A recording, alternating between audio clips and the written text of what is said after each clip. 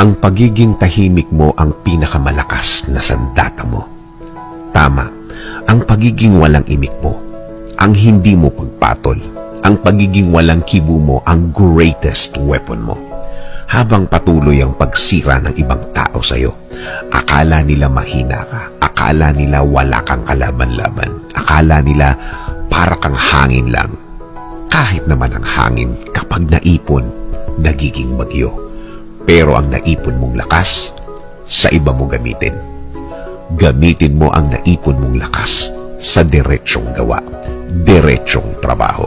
Yung nakafocus ka lang sa gagawin mo, yung nakatuon ka lang sa gusto mong plano na matagal nyo nang nabuo ng Diyos. Ayaw din kasi niyang nawawala ka sa focus. Gusto pa din niya na hindi ka mawawala sa focus.